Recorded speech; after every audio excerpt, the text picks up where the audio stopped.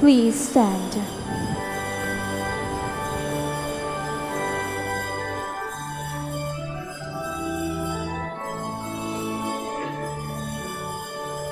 Masaya nating ipagandang pagdating ng manunubos sa kapagligtas natin. Tuwiring mga landas, mga alitan ay tapusin, sapagkat si Kristo'y darating. Simula pa man noong unang-una, nang ang tao'y nalugmok sa sala. Pinangako ng Birhen ay maglilihim, ang sanggol niya ay manulit. Masaya natin ipagandang pagdating ng manunubos tagapagligtas natin. Tuwiring mga landas, mga alitan ay tapusin, sapagkat si Kristo'y darating. Purihin ang Panginoon, nasa atin ay ihayag ang dulot niyang kaligtasan.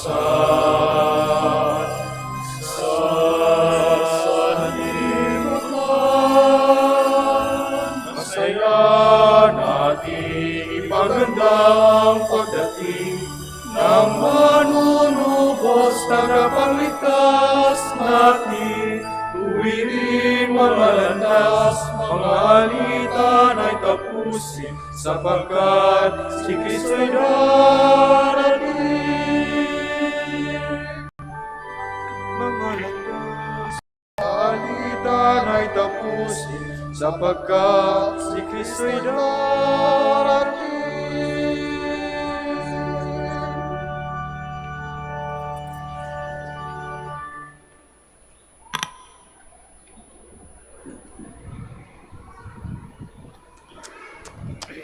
In the name of the Father, and of the Son, and of the Holy Spirit. Amen. The grace of our Lord Jesus Christ, and the love of God, and the communion of the Holy Spirit be with you all. And with your spirit.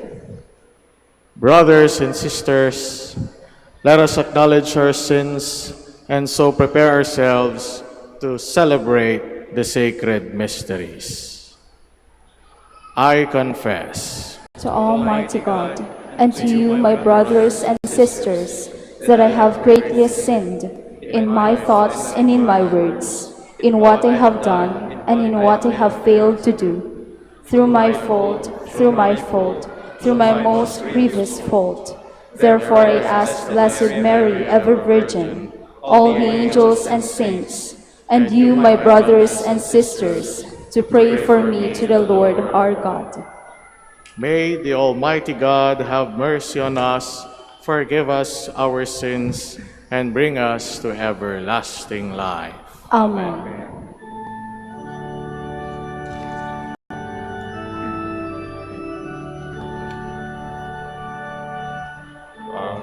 Panginoon, kaawaan mo kami.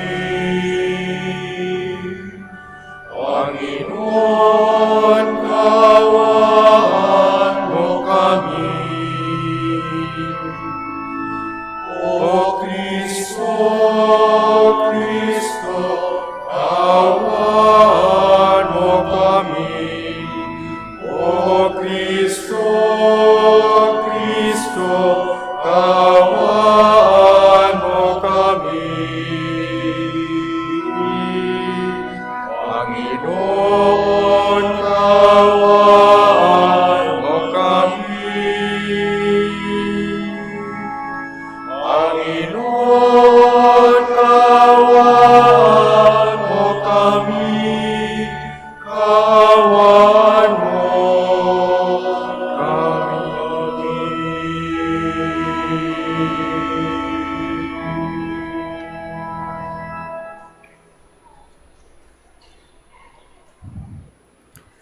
Let us pray. Almighty and merciful God, may no earthly undertaking hinder those who set out in haste to meet your Son, but may our learning of heavenly wisdom gain us admittance to his company, who lives and reigns with you in the unity of the Holy Spirit, God, forever and ever. Amen. Please be seated. The prophet Isaiah announces the coming of the Davidic Messiah, who will bring peace to the world because he possesses the Spirit of God. A reading from the book of the prophet Isaiah. On that day, a shoot shall sprout from the stump of Jesse, and from his roots a bud shall blossom. The Spirit of the Lord shall rest upon him, a spirit of wisdom and of understanding, a spirit of counsel and of strength, a spirit of knowledge and of fear of the Lord. And his delight shall be the fear of the Lord.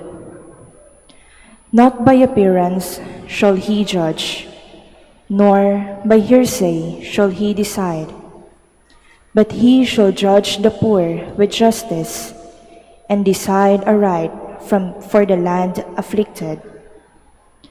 He shall strike the ruthless with the rod of his mouth, and with the breath of his lips he shall slay the wicked. Justice shall be the band around his waist, and faithfulness a belt upon his hips. Then the wolf shall be a guest of the lamb, and the leopard shall lie down with the kid. The calf and the young lion shall browse together, with a little child to guide them. The cow and the bear shall be neighbors, together the young shall rest. The lion shall eat hay like the ox. The baby shall play by the cobra's den, and the child lay his hand on the adder's lyre. There shall be no harm or ruin on all my holy mountain, for the earth shall be filled with knowledge of the Lord, as water covers the sea.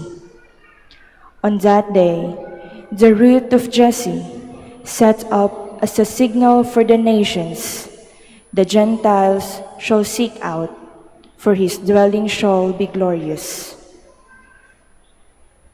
The word of the Lord. Thanks be to God. Justice shall flourish in his time, and fullness of peace forever. Justice shall flourish in his time, and fullness of peace forever. O God, with your judgment endow the king, and with your justice the king's son. He shall govern your people with justice, and your afflicted ones with judgment. Justice shall flourish in his time, and fullness of peace forever. Justice shall flower in his days, and profound peace till the moon be no more. May he rule from the sea to sea, and from the river to the ends of the earth. Justice shall flourish in his time, and fullness of peace forever. For he shall rescue the poor when he cries out, and the afflicted when he has no one help him. He shall have pity for the lowly and the poor. The lives of the poor he shall save. Justice shall flourish in his time, and fullness of peace forever. May his name be blessed forever, as long as the sun his name shall remain. In him shall all the tribes of the earth be blessed. All the nations shall proclaim his happiness. Justice shall flourish in his time, and fullness of peace forever. Just as people of old waited patiently for the Savior, so Christians must wait for the return of the Lord Jesus. We must never be lacking in patience and hope. A reading from the letter of St. Paul to the Romans. Brothers and sisters, whatever was written previously was written for our instruction, that by endurance and by the encouragement of the Scriptures we might have hope. May the God of endurance and encouragement grant you to think in harmony with one another, in keeping with Christ Jesus, that with one accord you may with one voice glorify the God and Father of our Lord Jesus Christ. Welcome one another, then as Christ welcomed you, for the glory of God. For I say that Christ became a minister of the circumcised to show God's truthfulness, to confirm the promises to the patriarchs, but so that the Gentiles might glorify God for his mercy. As it is written, therefore I will praise you among the Gentiles and sing praises to your name. The word of the Lord.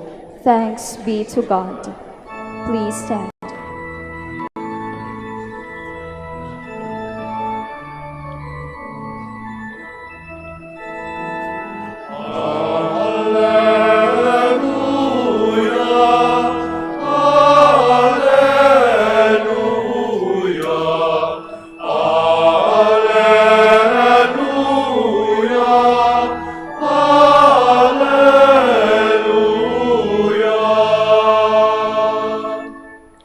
Prepare the way of the Lord, make straight his paths. All flesh shall see the salvation of God.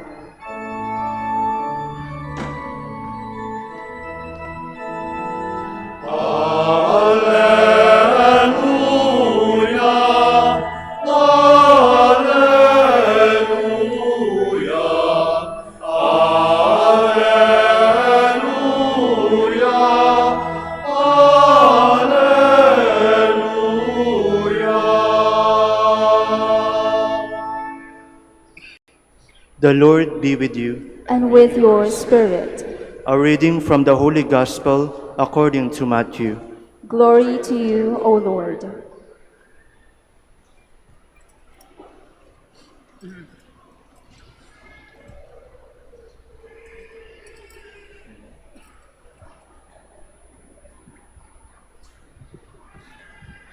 John the Baptist appeared preaching in the desert of Judea and saying, repent, for the kingdom of heaven is at hand. It was of him that the prophet Isaiah had spoken when he said, a voice of one crying out in the desert, prepare the way of the Lord, make straight his paths. John wore clothing made of camel's hair and had a leather belt around his waist. His food was locusts and wild honey. At that time, Jerusalem, all Judea, and the whole region around the Jordan were going out to him, and were being baptized by him in the Jordan River, as they acknowledged their sins. When he saw many of the Pharisees and Sadducees coming to his baptism, he said to them, you brood of vipers, who warned you to flee from the coming wrath, produce good fruit as evidence of your repentance, and do not presume to say to yourselves, we have Abraham as our father. For I tell you, you can raise up children to Abraham from these stones. Even now the axe lies at the root of the trees. Therefore, every tree that does not bear good fruit will be cut down and thrown into the fire. I am baptizing you with water for repentance, but the one who is coming after me is mightier than I. I am not worthy to carry his sandals. He will baptize you with the Holy Spirit and fire. His winnowing fan is in his hand. He will clear his threshing floor and gather his wheat into his barn, but the chaff he will burn with unquenchable fire. The Gospel of the Lord. Praise to you, Lord Jesus Christ. Please be seated.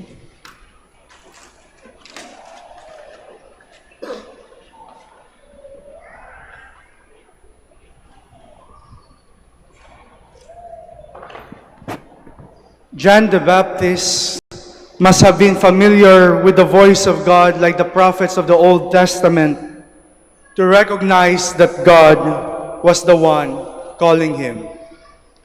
He must have been familiar with the voice of God. When the devil disguised itself as Jesus to Teresa of Avila, nagkunwari po yung demonyo kay Santa Teresita de Avila na siya si Jesus. Teresa knew that it was not the Lord. And the devil was curious. At tinanong niya si Santa Teresita, paano mo nalaman na hindi ako si Jesus? Tanong ng demonyo. And Teresa replied, you don't have wounds. Christ always has wounds.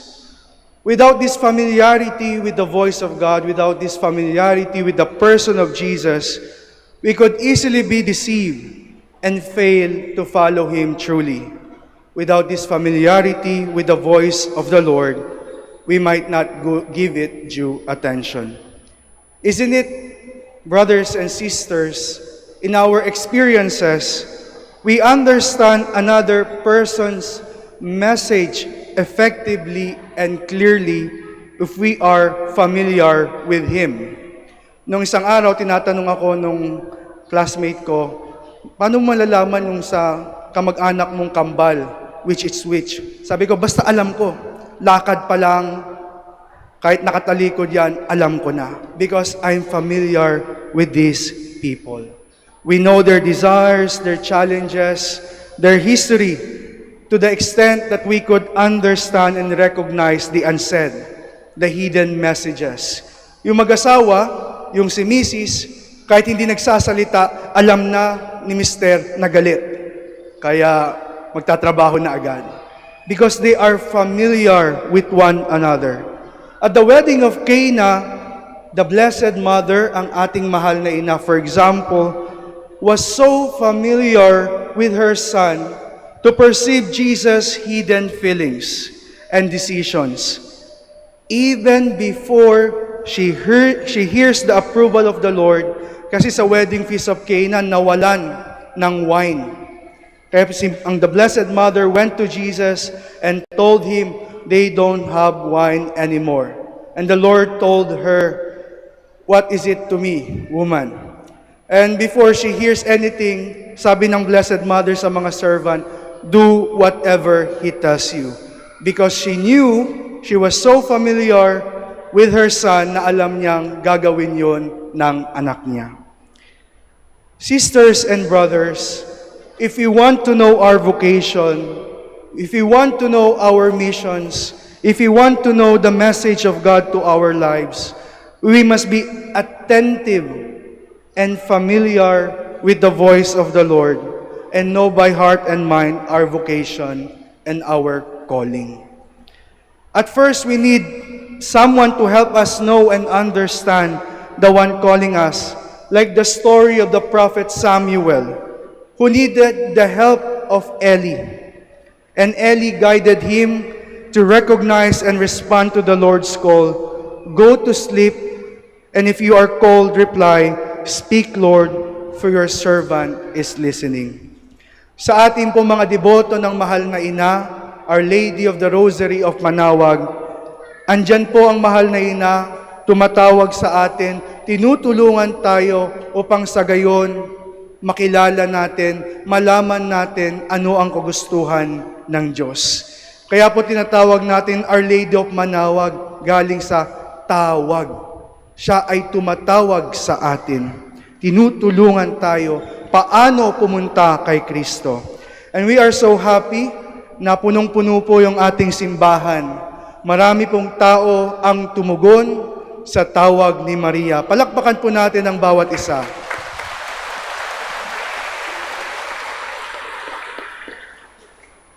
However, sisters and brothers, This initial encounter through someone's help, through the help of the Blessed Mother, should not stop there. Andito tayo ngayon sa simbahan, pero hindi dapat nagtatapos doon. Dito sa simbahan, manalangin tayo. Dito sa simbahan, magpasalamat tayo sa Diyos. Magpasalamat tayo sa mga lahat ng tulong na binigay niya sa atin. Dito sa simbahan, sabihin natin sa Diyos yung ating mga hinain, yung ating mga panalangin, yung ating mga inaasam-asam. Pero again, most importantly, yung pasasalamat natin sa Diyos. Hindi nagtatapos sa araw na ito yung ating pagtugon sa tawag ng mahal na ina na pumunta kay Kristo. Dapat po nagpapatuloy yon araw-araw. Sa tulong ng mahal na ina, our familiarity with the Lord will grow. Paano po ba? Of course, yung ating pagsisimba, pagdadasal before the Blessed Sacrament, at bilang mga deboto ng mahal na ina, yung ating pong pagdarasal ng Santo Rosario. Pagdadasal ng Santo Rosario. Kaya po, wag po tayong aalis dito sa simbahan nang hindi tayo nakakapagdasal ng Santo Rosario. O kung nagmamadali man, at least isang dekada ng Hail Mary. Bakit po ba, Father? Because by praying the Rosary, we are brought back to the event of Jesus' life in a deeper, closer, and more excellent way. Mga kapatid, the mysteries of the Rosary are the memories of Jesus impressed upon the heart of the Blessed Mother. As we pray the Rosary, we join the Blessed Mother in reflecting on these various moments of her life at the side of His Son. Sapagkat wala naman tayo nung nabubuhay si Jesus. Pero sa tulong ni Maria, sa pagdadasal natin ng Santo Rosario, together with her, we remember those events as if nandoon tayo. As if nung pinapanganak si Jesus, kasama ni Maria, nandun tayo, tinitignan natin ang batang Jesus. As the evangelist Luke writes, Mary kept all these things, reflecting on them in her heart. Mga kapatid, the praying of the Rosary, even just a Hail Mary, we get into contact with the memory of Mary and her contemplative gaze, and transforms our imaginations of the Nativity and of the other events in the life of Jesus into a profound and authentic encounter with Jesus. With that, again, I invite you to pray the Rosary. Not just today, but every day po, we pray the Rosary. Sisters and brothers, may our encounter also with Jesus, as we pray the Rosary, evoke a sense of thanksgiving for God's gift of Himself to us. Though He is God, He humbled Himself, being born of a woman, to restore us to grace, to God the Father. If God, of our God, humbled Himself and came to serve, we also must. Sisters and brothers, as we continue our celebration, as we offer ourselves to Him, may we also receive our heart's desire, as long as this is truly good for us.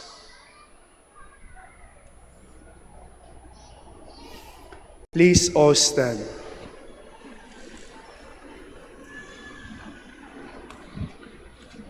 I believe in one God, The Father, Father Almighty, Almighty, maker of heaven and earth, of all things visible and invisible. I believe in one Lord Jesus Christ, the only begotten Son of God, born of the Father before all ages, God from God, light from light, true God from true God, begotten not made, consubstantial with the Father. Through Him all things were made. For us men and for our salvation, He came down from heaven, and by the Holy Spirit was incarnate of the Virgin Mary and became man.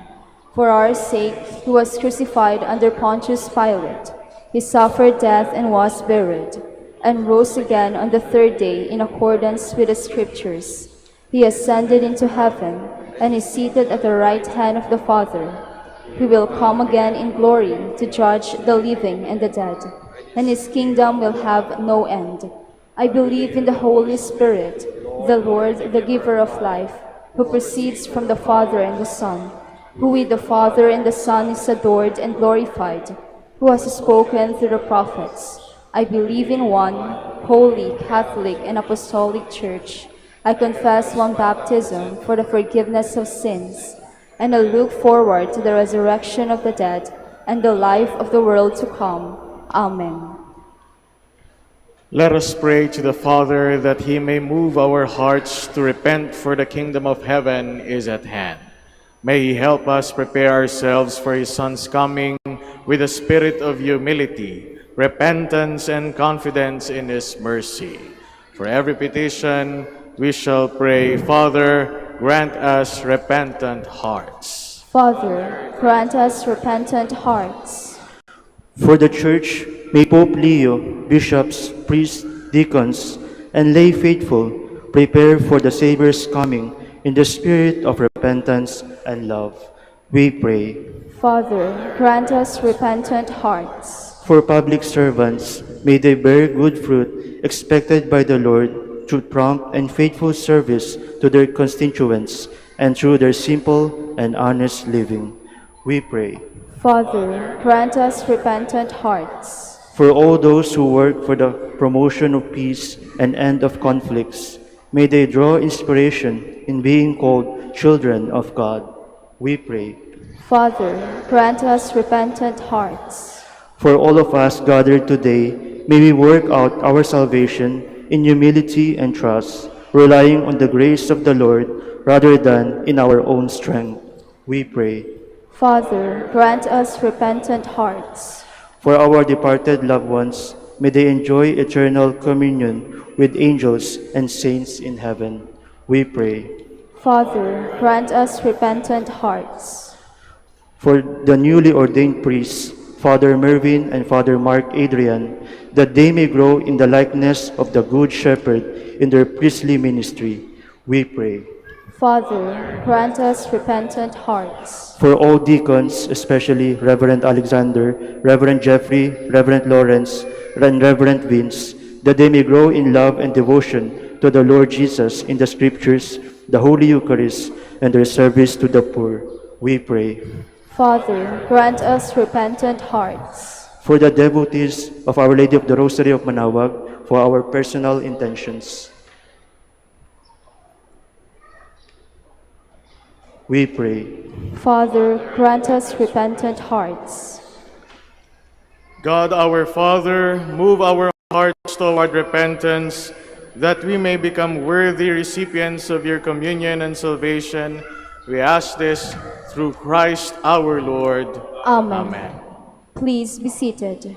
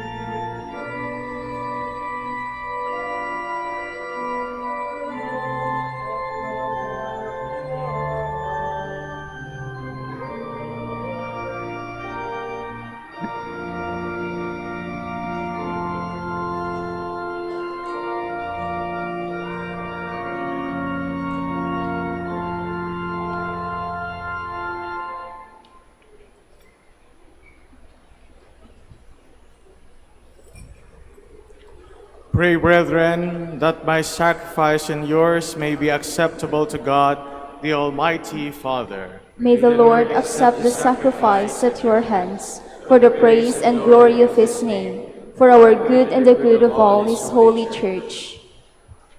Be pleased, O Lord, with our humble prayers and offerings, and since we have no merits to plead our cause, come, we pray, to our rescue with the protection of your mercy, through Christ our Lord. Amen.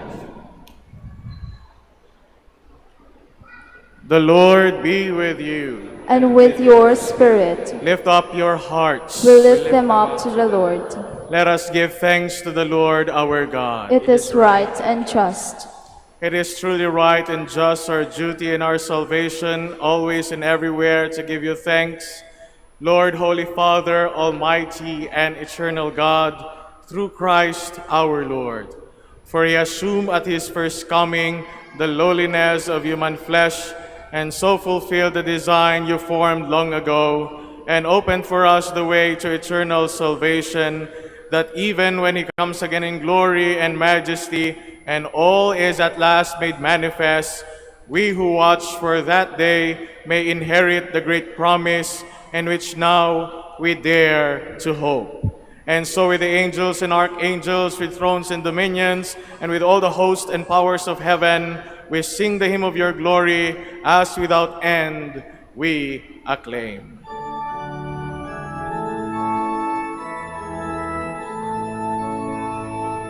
Santo, Santo, Santo, Panginoong Diyos na makapangyarihan, napupuno ang langit at lupa ng kawitan mo.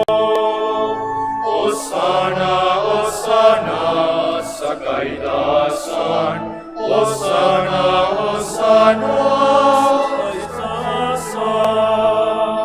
Pinagpalang na paririto sa ngalan ng Panginoon. Osana, Osana sa kaitaasan, Osana, Osana sa kaitaasan. Please kneel. You are indeed holy, O Lord, the fount of all holiness. Make holy, therefore, these gifts, we pray, by sending down your Spirit upon them like the dewfall, so that they may become for us the body and blood of our Lord Jesus Christ. At the time he was betrayed and entered willingly into his passion, he took the bread, giving thanks, broke it, gave it to his disciples, saying, "Take this, all of you, and eat of it, for this is my body, which will be given up for you."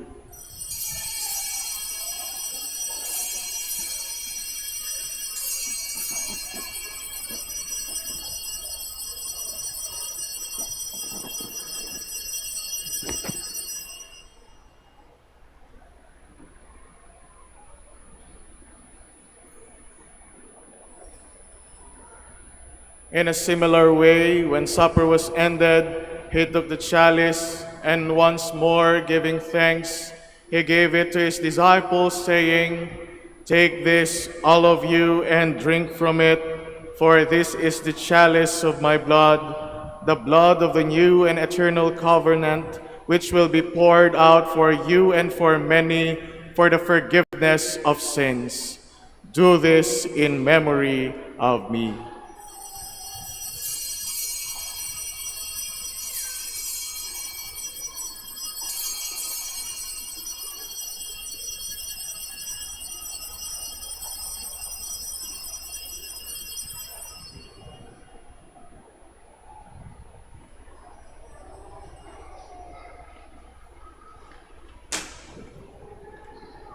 The mystery of faith. Aming ipinahayag na namatay ang iyong anak.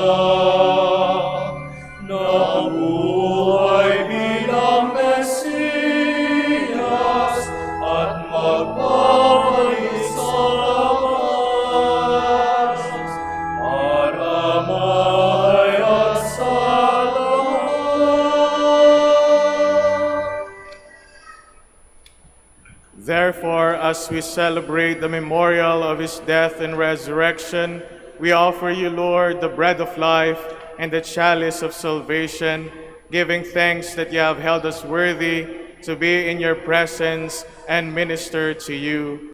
Humbly we pray that partaking by the body and blood of Christ, we may be gathered into one by the Holy Spirit.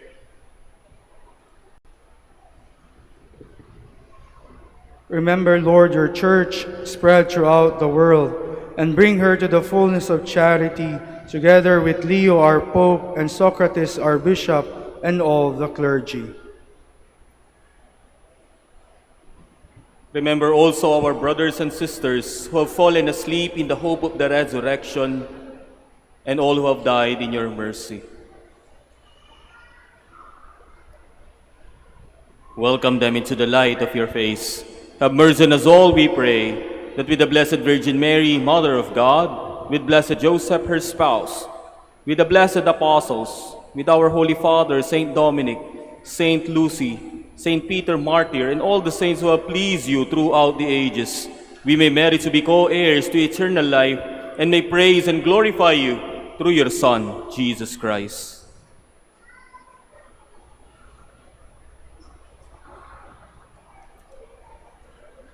Through him, and with him, and in him, O God, Almighty Father, in the unity of the Holy Spirit, all glory and honor is yours forever and ever.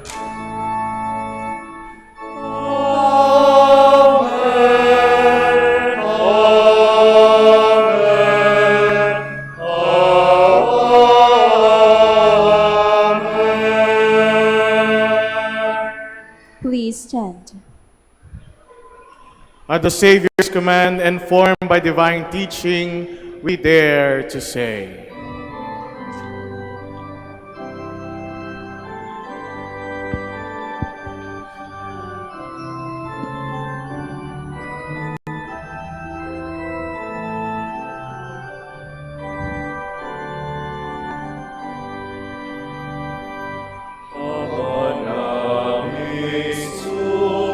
Sumasalangit ka, sambahin ang ngalan mo. Mapasa amin ang kaharian mo, sundin ang loob mo. Dito sa lupa para ng sarangin, bigyan mo kami ngayon ng aming kakanin sa araw-araw.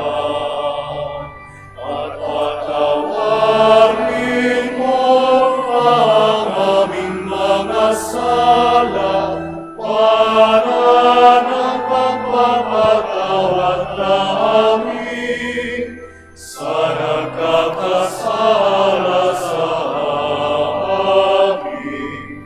At huwag mo kaming ipahintulo sa tukso, at yadya mo kami sa lahat ng masama.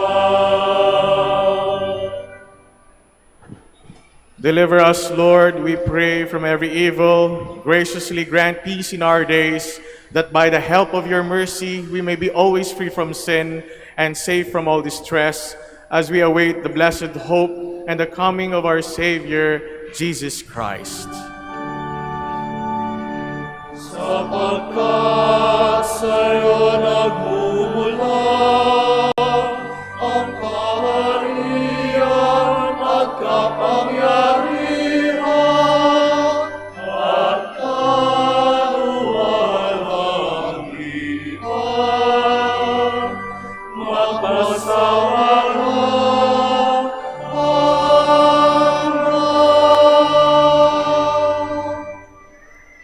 Lord Jesus Christ, who said to your apostles, "Peace I leave you, my peace I give you," look not on our sins, but on the faith of your church, and graciously grant her peace and unity in accordance with your will, who live and reign forever and ever. Amen. The peace of the Lord be with you always. And with your spirit. Let us offer each other the sign of peace.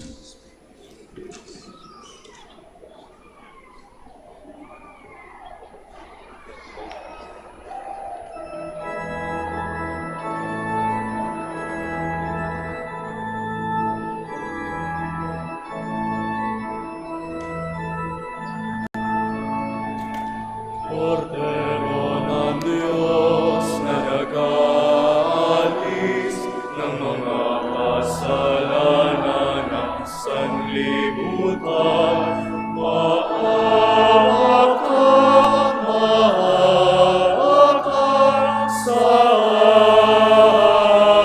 amin. Cordero ng Diyos na nag-aalis ng mga kasalanan ng sanlibutan, maawa ka sa amin. Cordero ng Diyos na nag-aalis ng mga kasalanan ng sanlibutan, ipagkaloob mo sa amin ang kapayapaan.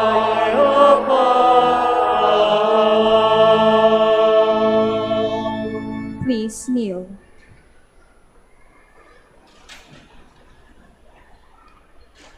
Behold the Lamb of God. Behold him who takes away the sins of the world. Blessed are those called to the supper of the Lamb. Lord, I am not worthy that you should enter under my roof, but only say the word, and my soul shall be healed.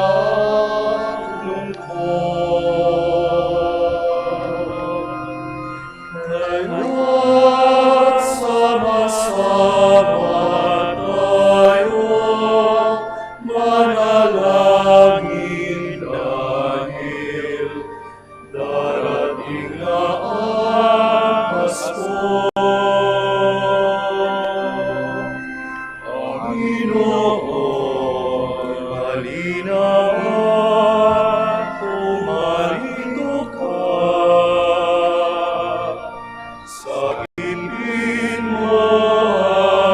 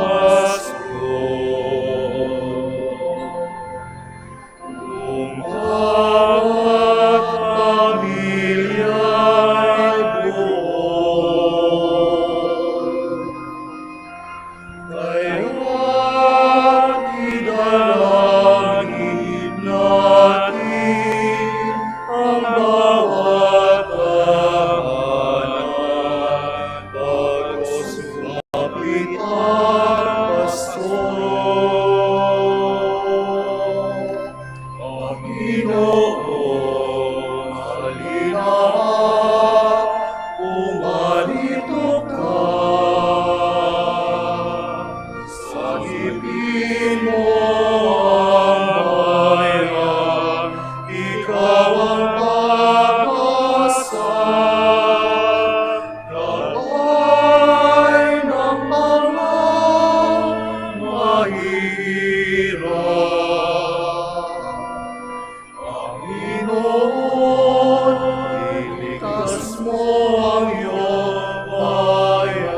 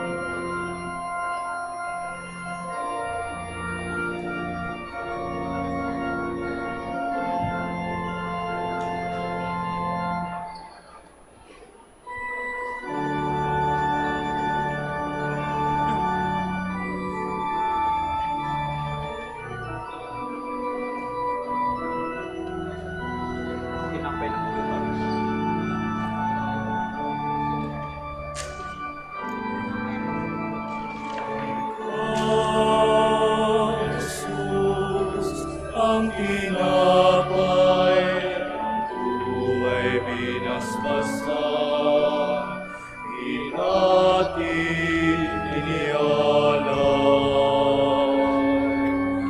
Buhay na ganap ang saming kaloob at pagsasalo walang hanggan.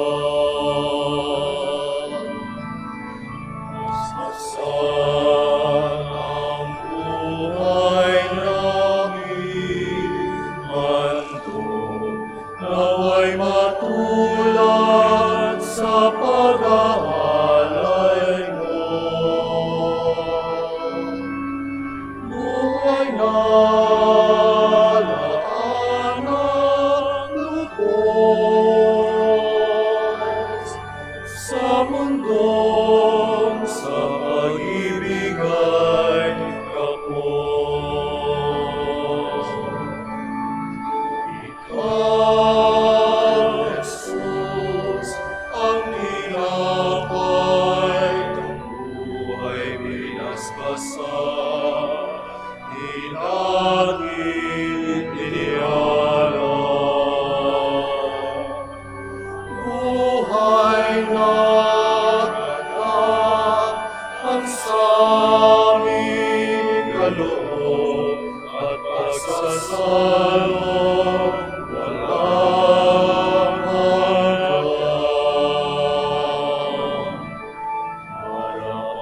Marapatin sa maging tinapay kagalakan sa naluluma.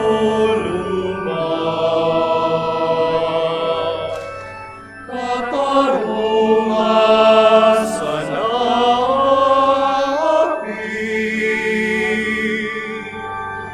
at kanlungan ng bayan mo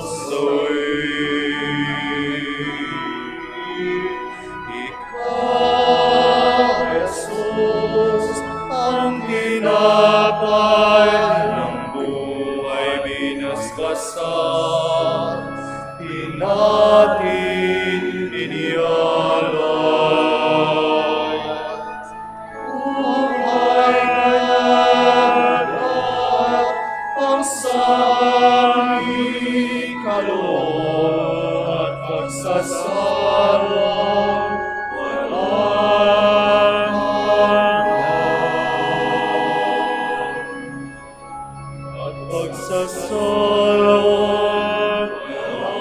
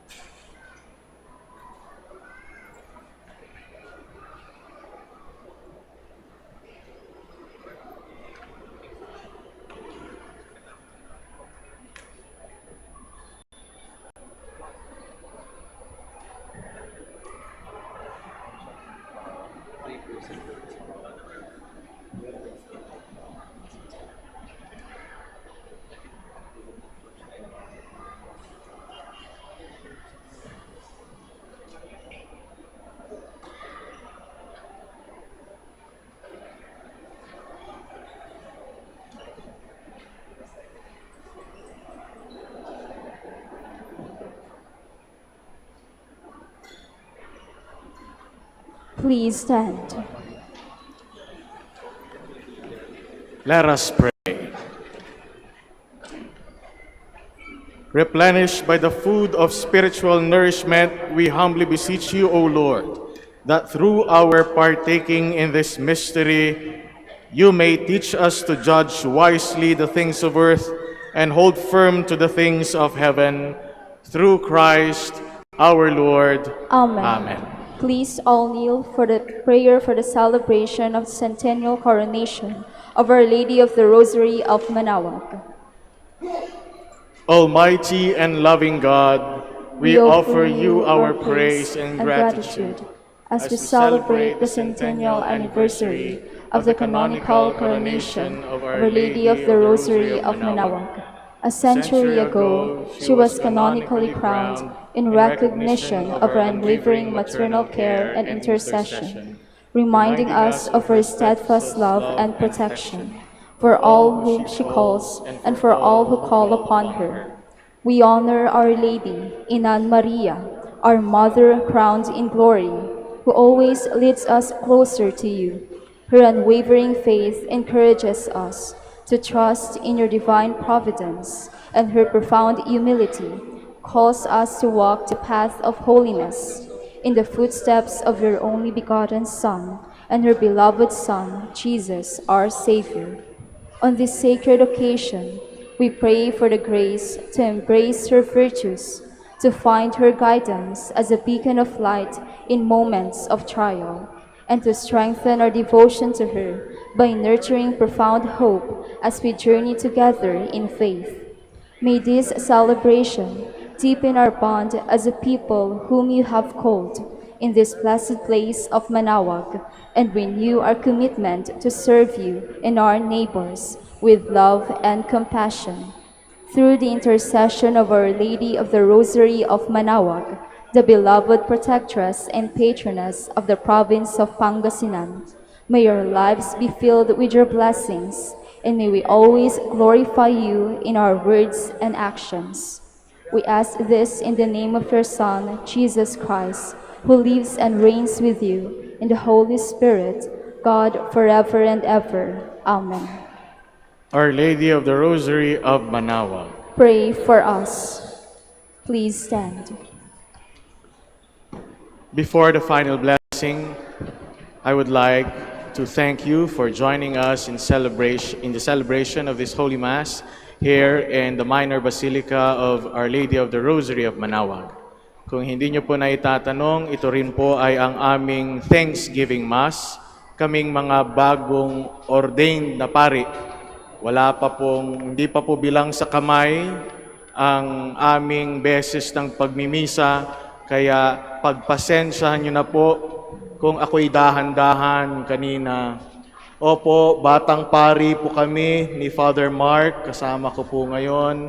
Ako po si Father Mervin, bagong pari po kami.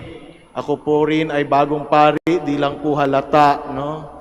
Dahil sa aking bangs, no? Ganito man ang aking bangs, assure ko po sa inyo, ako'y bagong pari, no? Kaya patuloy niyo po sana kaming ipanalangin, isama niyo po sana kami sa inyong mga dasal, sa aming pagpapatuloy sa aming buhay pagpapari. At sana hindi po ang huling pagkakataong makasama namin kayo sa altar ng mahal na Birhen ng Santo Rosario. God bless po sa inyong pag-uwi. Umuwi nawa kayong matiwasay kasama ng inyong mga mahal sa buhay. The Lord be with you. And with your spirit. Bow down for God's blessing. Turn your people to you with all their heart, O Lord, we pray, for you protect even those who go astray. But when they serve you with undivided heart, you sustain them with still greater care. Through Christ our Lord. Amen. And may the blessing of the Almighty God, the Father, and the Son, and the Holy Spirit come down on you and remain with you forever. Amen. Amen. The Mass is ended. Go in peace. Thanks be to God.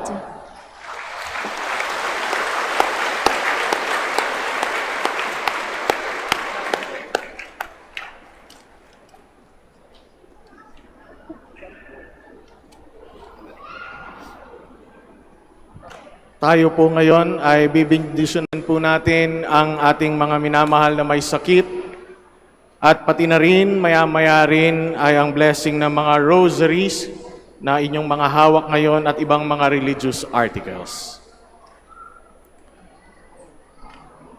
Lord and Father, Almighty and Eternal God, by your blessing, you give us strength and support in our frailty. Turn with kindness toward our sick brothers and sisters, free them from all illness, and restore them to health. Through the intercession of Our Lady of the Rosary of Manaoag, so that in the sure knowledge of your goodness, they will gratefully bless your holy name. We ask this through Christ our Lord. Amen. Prayer for the blessing of religious articles and rosaries. Blessed be your name, O Lord. You are the fount and source of every blessing, and you look with delight upon the devout practices of the faithful. Draw near, we pray, to these servants, as they use these symbols of their faith and devotion, these rosaries, images, candles, oils, and other religious articles. Grant that they may also strive to be transformed into the likeness of Christ, your Son, who lives and reigns with you forever and ever. Amen. Our Lady of the Rosary of Manaoag, Pray for us.